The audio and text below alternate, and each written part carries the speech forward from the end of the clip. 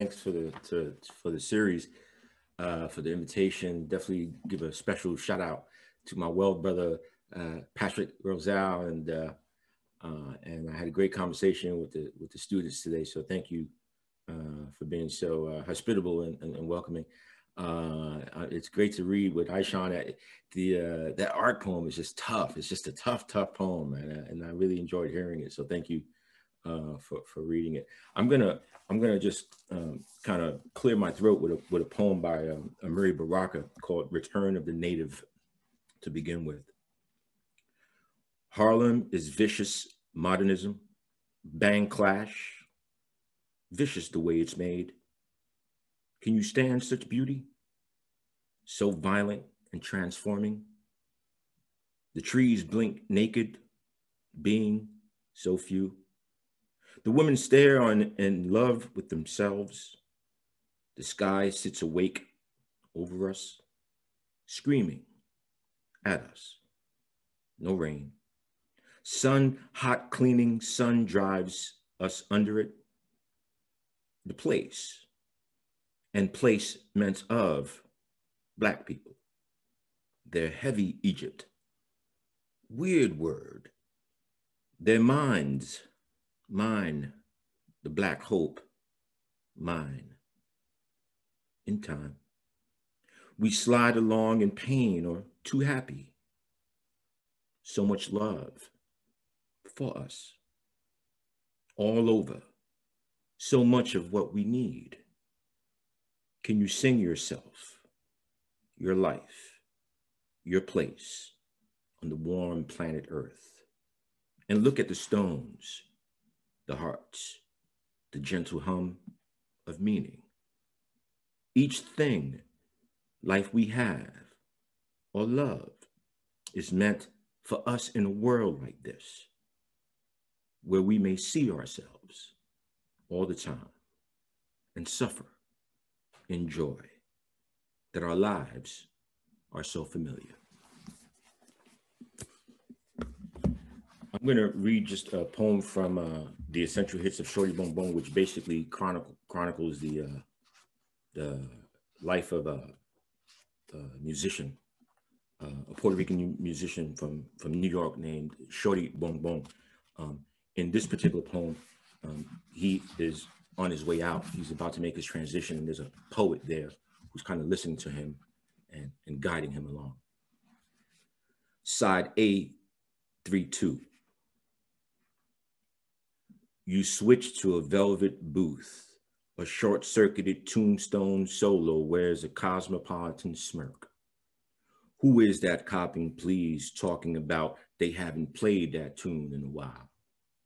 Today is heavy-footed, branch dumb, old standards grill the last call, and outside the skylines are consumed by one, two, 3.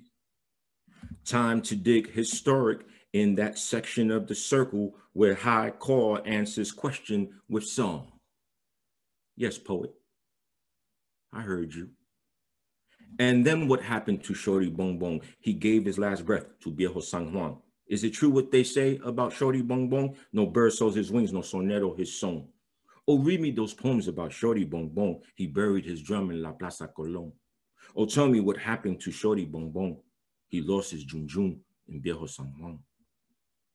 You lived on dreams and pauses for a whole take.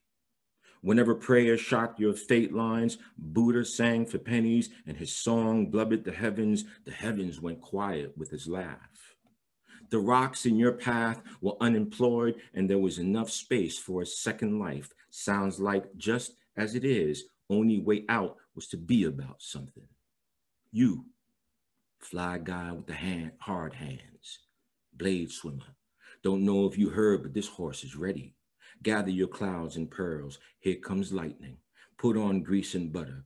Eagle cult, glass slipper, evil face, guitar whale, or bongo, or agogo, kundalini, and caduceus. Clack, clack, oye, como va? Check my bonbon, something nasty. It is true. Since birth, your ears have been close to the curb. For every initiation, a costly exit. Recall the way bodies rocked, heads nodded. Summers were fertile for fib stacked upon fib. A platoon of funerals and shipwrecks march to pure end, wreaking spleen to spine havoc. Still, you scraped dead skin off your fingertips. All those hot beats, and not one to go home with. You, tar on the fence and mesmerized sin, sneak attack and crossfire. Oh, no, voice, you dead flower. Before you go, grab my cowbell. My clave can divide by 3 and conquer by twilight. Oh, clave, go, combust bleachers, warrior call, thug trickle, hang from my neck and party all night long.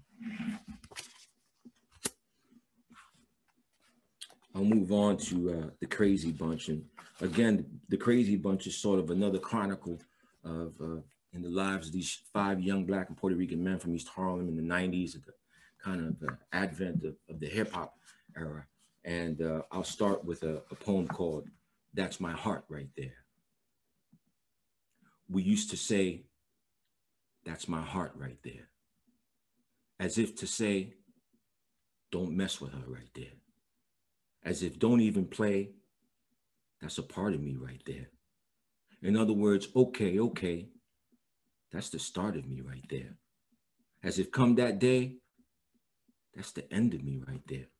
As if push come to shove, I would fend for her right there. As if come what may, I would lie for her right there. As if come love to pay, I would die for that right there. In the discussion earlier with the class and Patrick mentioned an outfit in the Crazy Bunch called the Poetry Cops. And the Poetry Cops stand for Consolidated Poetry Systems, and they go around asking all the people who either were in the vicinity or were privy to that weekend. And one of the people they interviewed was a sister named Josephine, and the poet in the crew, Skaniki, was in love with Josephine. So they come to talk to her to find out what happened that weekend between them. And it goes, Cops, Josephine, so you should know who's speaking. Cops. Skaniki told us you were his heart. Papa was lying.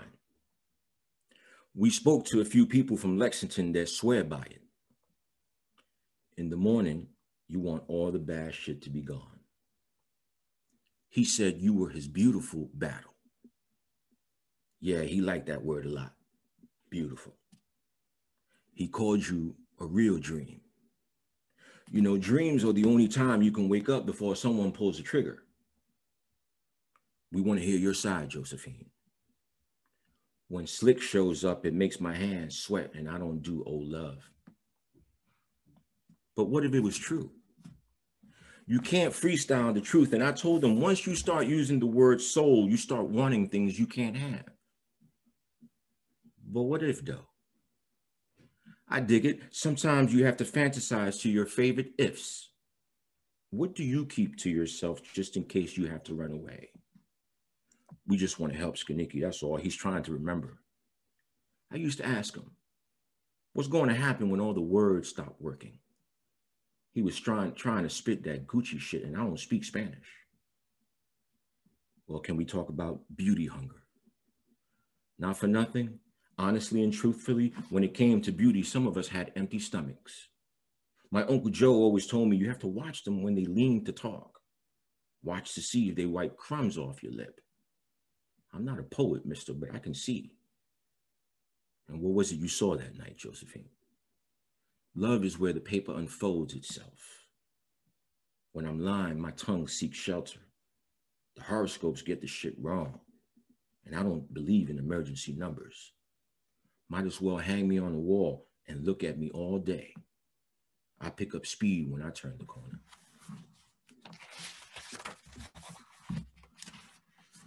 The defining moment for this particular book is when they find one of their friends dead on Lexington. They had just come back from a party, and this is called Close to the River. The block was on easy listening by the time we crossed the bridge.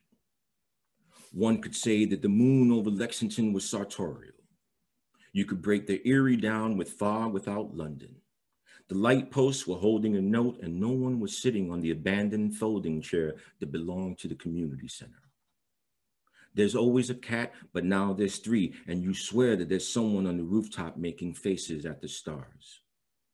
When you get back to the block in the wee hours, you become guru and guide. You acquire skills in asking the right questions. You know where the 98 Seville hood is headed, where a sign is missing, how close you were to the spot by the small montage of red dots on a taxi's tail. You ponder the lull after the cheese lines have closed, and you're left to wonder how your best customer finally hit bottom. A pickup game picks up trash talk by the good net. Crickets and distant sirens decide to collaborate in this hour. A leaf storm collages a blackboard.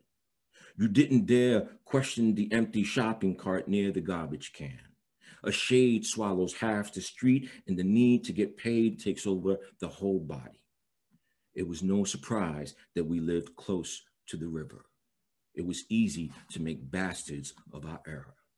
On the cool side of Gaddafi's, where the viejos sip their Johnny Walker nips with milk chasers, gibbous strands escaped through a missing doorknob, and 2 milk crates were left bottom side up like hints ready to be clocked. The blood always draws a map. The longitude swirls under the icebox. The latitude draws a straight line, and you still can't find your way. Angel was the first to see the yellow tape. He found Nestor in a pile of what we swore to forget, left eye by his foot, bile the shade of old butter, peppermint juice running down his cheeks, a crust commandeering his eyelids, and cockroaches yelling obscenities from his diarrhea. I've known rivers outlining this gangster right to the gutter. A siren splotches the street new by the second. The nooks in the sewer lids mimic a Petri dish, and you could dial the hotline behind the peeled billboard. Cover him. Fucking cover him, Angel yells from behind the yellow tape. None of us wanted to exit this world without a sense of procession while the whole block was watching, no matter how much we stole, no matter how much we owed. Chino Chan started a fake fight and drew Teddy up the police to us. Angel took a running start and cleared the top of the tape. He dropped to his knees, shrouded Nestor's face with a red BVD, and cried so much he almost got arrested. Who was there to see what became of us at the touch of blood? I'll read just 2 more. This next one is called Each One, Teach One.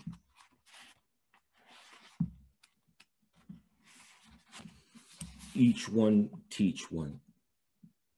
And what dribbled out when the block coughed at the end of the night?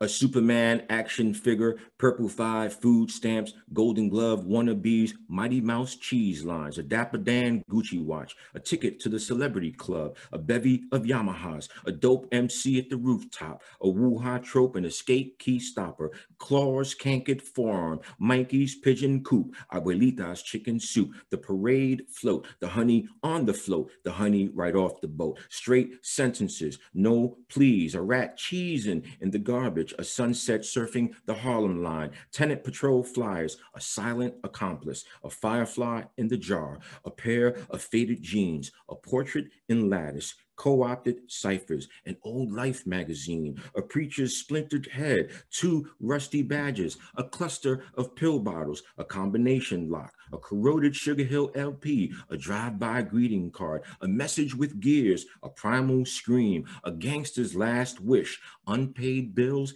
and a beatbox. Like each one, teach one, Ethiop used to say, those ain't bodies washing up on the streets. Those are receipts.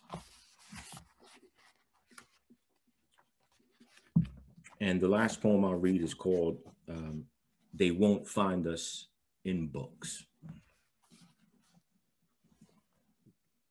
And after we officially gained entry into the brotherhood of bad motherfuckers, what could our mothers do but lose sleep, wake into prayer, prepare herbs and apples, cursive the names of our enemies on loose leaf and let their names dust in sunlight. Now everything is clean, rezoned, and paved. Tenements abandoned like whack parties. What is left for us to do but summon bullies from their graves and liberate ourselves from influence? Gone are the old spots near the takeout, old flames where we used to make out, the spots where the light used to fade out, and the letters we wrote from burning buildings. Our shoulders were made of stone. Our evil was translucent. Turn us into mortals so we can cry without judgment. Surrender our cool and watch us morph into men. Let it be known that we chased killer dealers before the cans got kicked for good. We were made from repeating blocks. Holler if you hear us. There was never a once upon a time, because all it takes is one person to get away with it, to get away and get over, to get some and get up, and here we go. Come on, here we go. You are history, you said.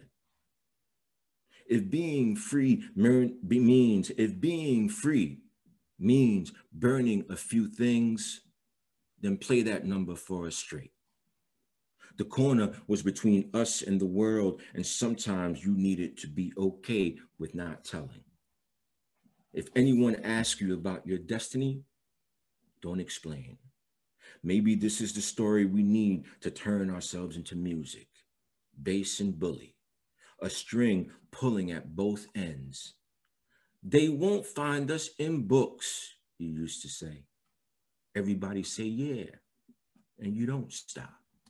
We practice our lives in lobbies and layaway, ganders and goofs, boosting lines from the radio, breaking dynamite styles. We were God bodies. We had God in our bodies. That's what Brother Lowe used to say.